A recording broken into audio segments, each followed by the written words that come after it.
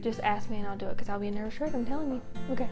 I'd say my mom, my dad, my mama, and my papa. My parents. My dad, Teal, because he's just given me so many wise tips and does it nicely. Andrew Kingsmore, probably the most. Andrew Kingsmore. When I first came here, he was the first person to meet me. He told me about the alternative, which turned into the route. He was always when I could text at 3 a.m. and know he'd be there for me. I'd have to say Miss Carrie or Miss Michelle Ayers, because they just really guided me through my journey. Bree. Probably Bree Fazio. Bree Fazio. Miss Bree. Matt Fazio. Kind of caught me at a pretty rough place and was able to encourage me and be really patient.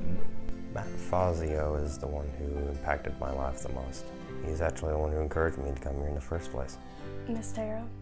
My mom, because she's been there for me every time I was in tough situations. I would have to say Pastor Brad, all the way back when I was 15, to the acknowledgement of my brokenness and all the mess that came with that, and the consistency to follow up and show me the difference between a godly man and a worldly man. I would say the investment is huge. This would be Pastor Brad. From my marriage to my children, to me, to helping me hold me accountable. It's Jamie, Flo, and then once I started coming, Tammy Carter really started pouring into my life. I would say Josh Yon. He's been transparent from the beginning, and it encourages me to be the same. And I can't really say just one specific person, just Hillcrest as a whole, from Josh Yon to TJ to Pastor Brad to you, Adam, just multiple people showing love and loving on me and making me feel welcome. Miss Rachel and Mr. Billy.